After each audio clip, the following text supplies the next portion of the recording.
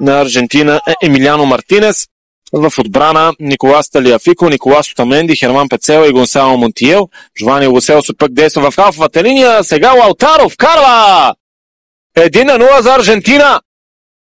Страхотно изпълнение на Лаутаро Мартинес, който успява да се разпише в трета поредна среща за Алби Селесте. Флагът към момента остава ниско долу, сякаш очакваха и засада играчите на Хорхе Фосати. Лаутаро Мартинес пък наистина показва, че се намира в страхотна форма. Да видим отново. Няма засада. Страхотно подаване към Лаутаро Мартинес. Асистенция, която дойде от Анхел Ди Мария.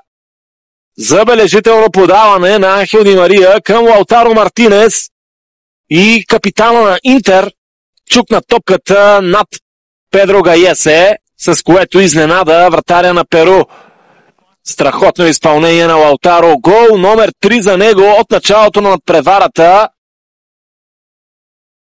Гол, с който той отново показва, че се намира в невероятна форма. Отиде и до Лионел Меси. Повтаряне на отличието и защита на трофея от 2021.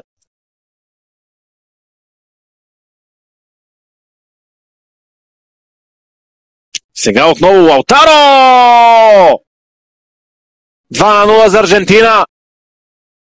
Втори гол за Лаутаро Мартинес, четвърти за него от началото на надпреварата. Страхотно представяне от капитана на Интер, който по подобен начин успява да реализира и второто си попадение в двубоя. Чукна топката отново над Педро Гайесе, така както го направи и в първия си